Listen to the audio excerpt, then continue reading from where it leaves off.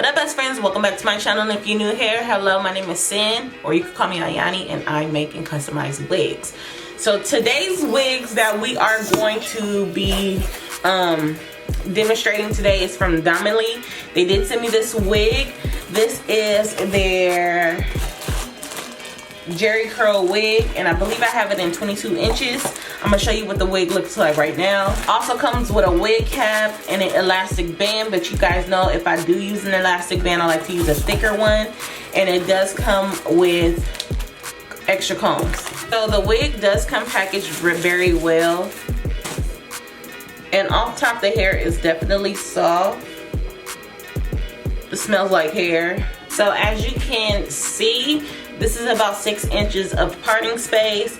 They do label this as a 13 by 6, but as you can see, this is more like a 360 because of the fact that there's a band of lace that goes around the back, and it's ventilated hair all the way around, and the tracks are only in the center of the wig. So this is definitely a 360.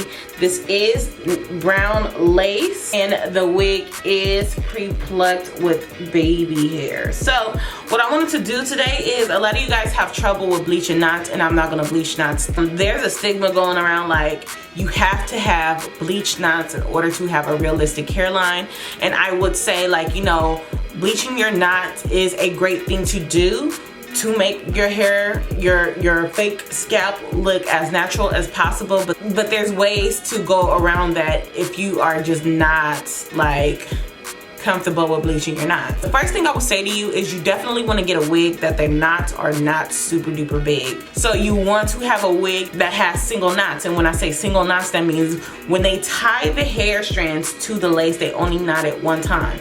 Now when you do have wigs like that, I wouldn't suggest you bleach those knots anyway, because those knots are what's keeping your lace and your hair intact to each other. So when you essentially bleach your knots, you're weakening the knots that is on the lace, that is keeping the hair onto the lace, and when you bleach it, you're stressing the hair out and you're making it more fragile, so you tend to have more shedding. All right, so if you want to make your lace fronts, closures, wigs last longer, then you could skip out of bleaching your knots, or you could bleach like the first inch of your hairline and leave it like that. Okay, but today we're not gonna bleach knots, so we're just gonna go straight into plucking, and I'm gonna apply her so you guys could actually see what she looks like, and to show you guys you can actually get a natural scalp with non-bleach knots. Okay, so let's get it.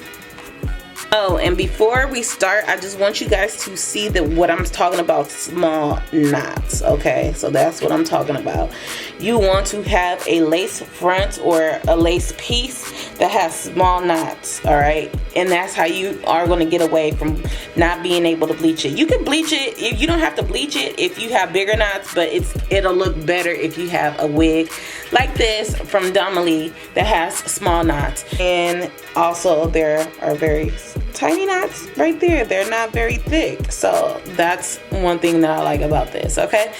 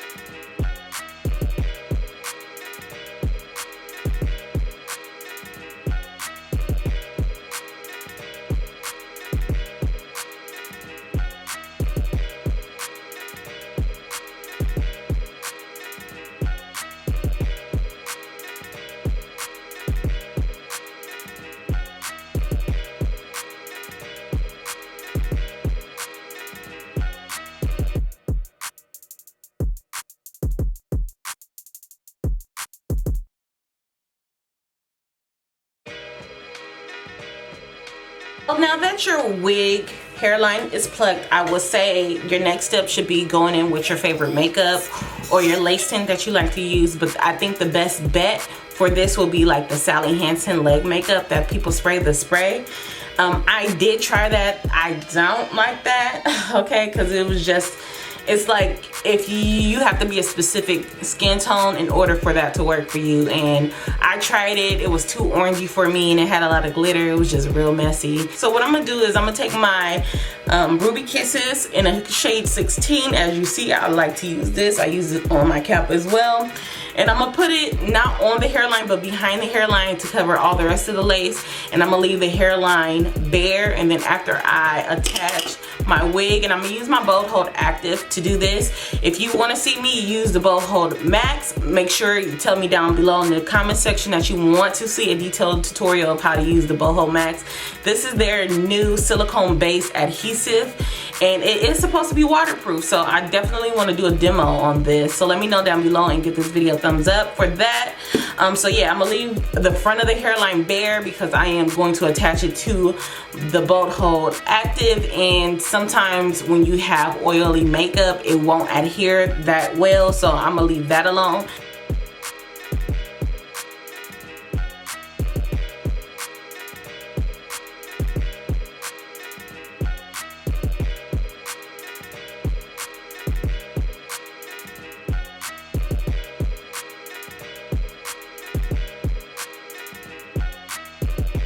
So what I'm gonna do is I'm gonna take some clips and I am gonna pin the hairline back. You guys see me use glue multiple times.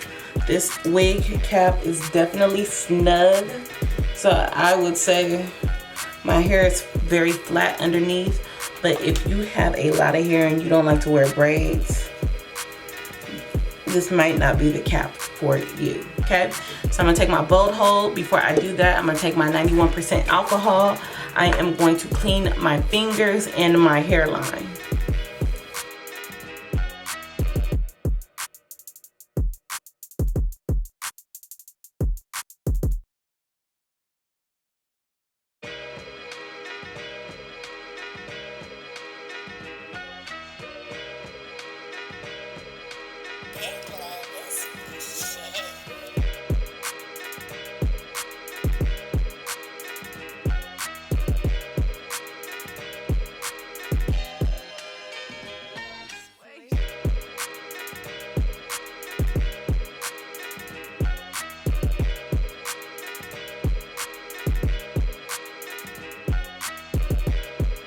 I have not used glue in such a long time. Like, it got to a point where I was just tired of using glue because the cleanup was just like horrific. No, not horrific. I feel like I'm being extra.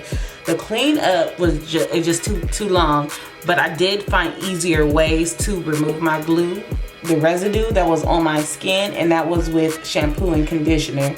If you just let the shampoo and conditioner sit on your skin, it'll come right off. It'll ball up. The glue will turn like to a grayish, whitish color, and it'll roll right on off. And I was like, yo, like I needed that in my life.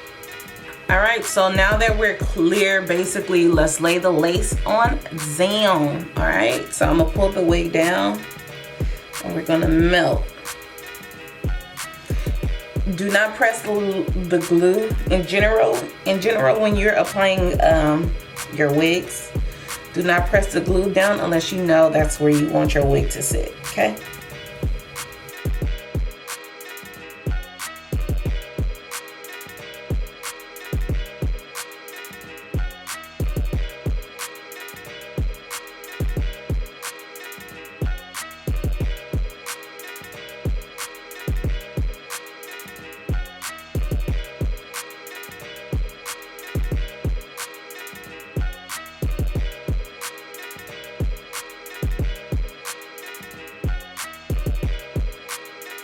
Okay, so since this wig is snug, before I cut off the lace, I'm gonna just wrap it down with an elastic band, just to push the lace and the knots into the glue a little bit more, and just to secure that my lace don't move.